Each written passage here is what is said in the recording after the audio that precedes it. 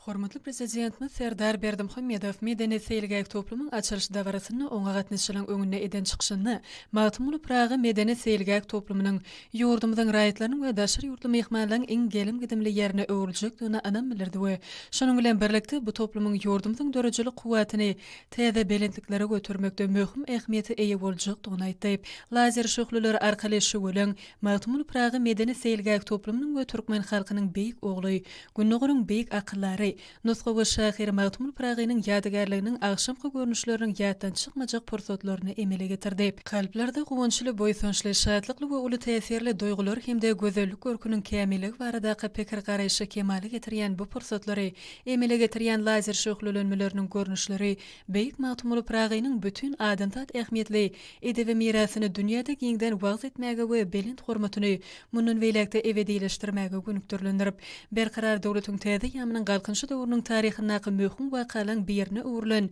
Magtymly Pragynyň ýadygarlygynyň hemde Magtymly Pragy Medeniyet Seýilgäk toplumynyň açylmagy, ähli ileşmede boýsunduran we täze üstünlikleri gazanmagy ruhlandyran waka öwrülip, bu ýerde lazer şöhleler hemde beýleki ışıklandyrmalar arkaly şeýle ajaýyp şu böleňden geçilmek bolsa, agşamky asmany täsin şekiller bilen bezäp, adamyň kalplaryna bede watly okunly öňe barýan watanda bolan söýgüni artdyrdy. Şeýle doýgular bilen olar gahrman arkadagymyza we arkadagly gahrman Serdarymyza tüý sürekden hoşallyk sözlerini eksilmez joşgun bilen paýlaşdylar.